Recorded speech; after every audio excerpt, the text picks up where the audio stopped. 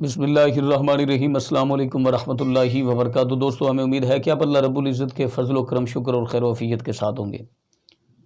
تو اعظم قادری صاحب چونکہ میرے ملک پاکستان کے ایک ثناء خان ہیں، بہت بڑے ثناء خان ہیں، انہوں نے خداوند ذوالجلال کی شان اقدس میں ابھی گستاخی کی ہے۔ میرا مقصد اصلاح ہے، میرا مقصد مخالفت نہیں، میرا مقصد اعظم قادری کی دل آزاری کرنا نہیں، میرا مقصد کسی کو تکلیف پہنچانا نہیں، یا اعظم قادری کے جو فین ہیں ان کی ثناء خوانی کو سنتے ہیں۔ جو بھی ثناء خان ہے رسول اللہ صلی اللہ علیہ وسلم کا، وہ ہمارے لیے باعث عزت اور باعث فخر ہے، لیکن اس بات کو مد نظر رکھنا چاہیے کہ اگر وہ غلط حرکات و سکنات کرے گا تو ایز علماء ہمارا حق ہے کہ ہم اس کی خلاف ورزی بھی کریں اور اس کی اصلاح بھی کریں۔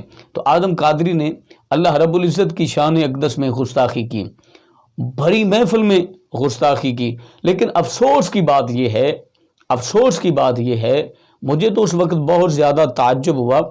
ظاہر ہے کہ ہماری فیلڈ کے ہیں، وہ ثناء خان ہیں، ہم بھی رسول اللہ صلی اللہ علیہ وسلم کی نوکری کرتے ہیں، لیکن تعجب اس وقت ہوا، وہ گستاخی کر رہا ہے، وہ بار بار گستاخانہ جملے ریپیٹ کر رہا ہے، عوام اہل سنت پیسے نچھاور کر رہی ہے۔ اعظم قادری صاحب، ہم وہ لوگ ہیں، جب ہم پروگرام کے لیے ٹائم دیتے ہیں نا، تو جب ہمارا نام اشتہار پہ آتا ہے تو لوگ ہمارا انتظار کرتے ہیں، یقیناً آپ کا بھی کرتے ہوں گے، ہمارا تو کرتے ہیں۔ جب بھی کہیں پر بیان ہو، اشتہار پر میرا نام ہو تو لوگ انتظار کرتے ہیں، یقیناً کرتے ہیں۔ کیوں کہ علامہ صاحب آ رہے ہیں، فلاں ثناء خان آ رہا ہے، فلاں ثناء خان آ رہا ہے، فلاں خطیب آ رہا ہے، فلاں نقیب آ رہا ہے۔ لیکن ایک بات ہمیں ذہن میں رکھنی چاہیے، یہ عزت صرف اور صرف ہمیں اللہ رب العزت نے دی ہے، اور جو خدا عزت ہمیں دیتا ہے وہ خدا ذلت بھی دیتا ہے۔ وَتُعِزُّ مَن تَشَاءُ وَتُذِلُّ مَن تَشَاءُ۔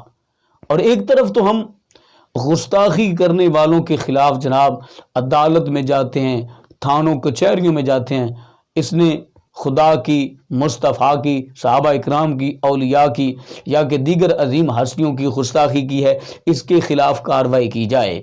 لیکن دوسری طرف جب ہمارے ثناء خان گستاخیاں کرتے ہیں، ہم ان پر پیسہ نچھاور کرتے ہیں۔ میں پھر ریپیٹ کرتا جا رہا ہوں کہ میرا مقصد کسی کی دل آزاری کرنا نہیں، میرا مقصد کسی کو تکلیف پہنچانا نہیں، لیکن مقصد و مشن یہ ہے پیغام پہنچانا کہ خدا کے لیے یا تو اس طرح کے ثناء خانوں سے کنارہ کشی کریں یا ثناء خان گستاخیوں سے کنارہ کشی کریں۔